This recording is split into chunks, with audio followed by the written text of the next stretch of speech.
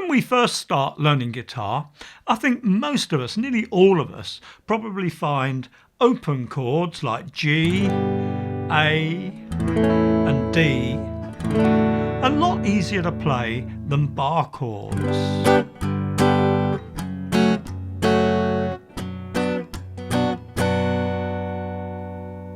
But we usually work away at improving our bar chords because we appreciate their versatility. The fact that just one shape immediately gives you 12 different chords you can play. So if I play an E-shaped bar chord here to give me an F chord, I can move that same shape up the fretboard to get all the major chords: F major, F sharp, G, G sharp, A sharp, B, C, C sharp, D, D sharp major. Or I might play an A minor shaped bar chord that'll give me a B flat minor there, and then a B minor, a C minor, C sharp minor, D minor, E flat minor, E minor, F sharp minor, G minor, G sharp minor, and so on. But as well as this versatility, bar chords have another, less obvious advantage over open chords. And that is that the fingers of your fretting hand are in complete control of the sound of all 6 strings.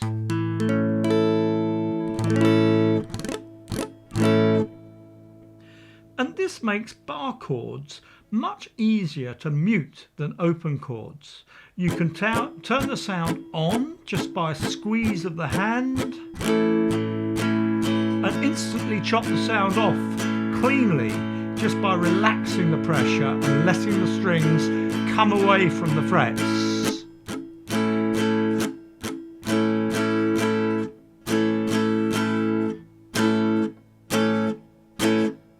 Remember though that although you let the strings come away from the frets, you must still keep your fingers in contact with the strings. If you let your fingers come away from the strings, you'll always get a residue of sound, something like this.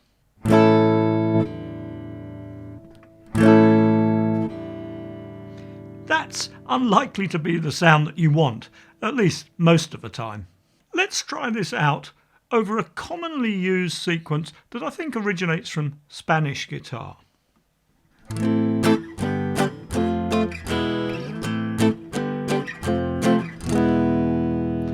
You'll hear that sequence used in all kinds of songs.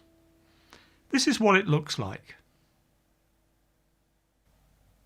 So first it's A minor, using the E minor shaped bar chord barred at the 5th fret, down to G, where we're using the E major shape barred at the 3rd fret, down to F, where again same shape, E major shape barred at the 1st fret, and then down to E major ordinary open E.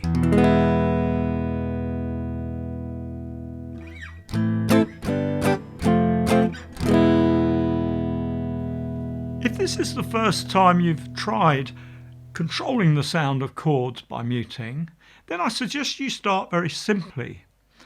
Select each chord individually and just experiment with trying to cut the sound off cleanly, something like this.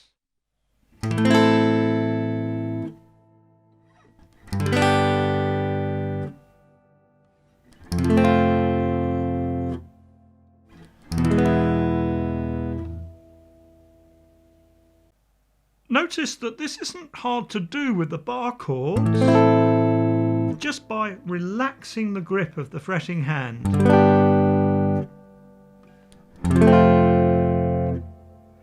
But when you come to the open E chord, relaxing your grip doesn't make much difference because you've still got 3 open strings ringing out.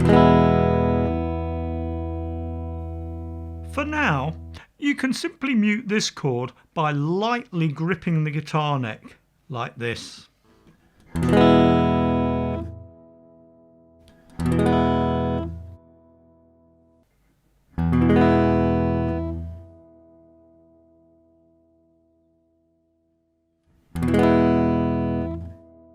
Once you feel you have this technique under a reasonable level of control, then have a go at working the other way round.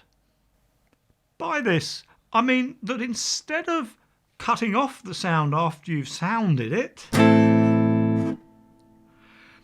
first establish a muted strumming pattern like this, and then punch in the sound by pressing down the chords as you'd need them to a particular rhythm, maybe like this.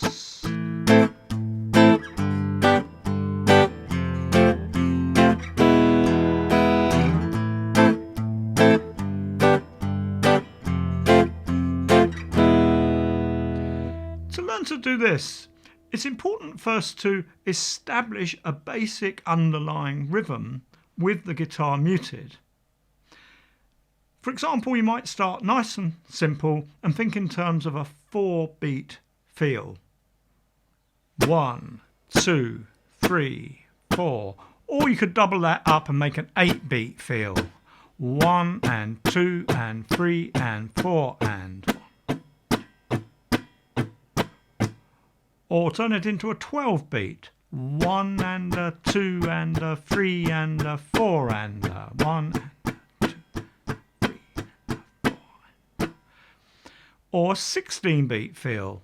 1E and a 2E and a 3E and a 4E and a 1E and a 2E and a 3E and a 4E and a... So you get that pattern established with your right hand on the muted guitar and then punch in the rhythm that you want with the left hand, like this.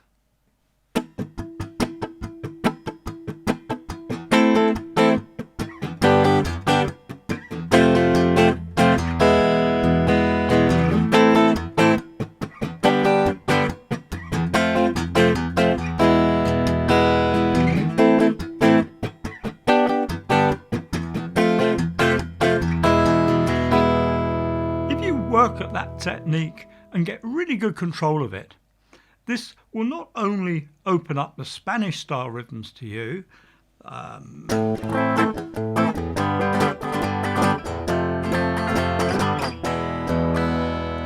but also various other basic rhythmic forms like those from the Caribbean, things like ska,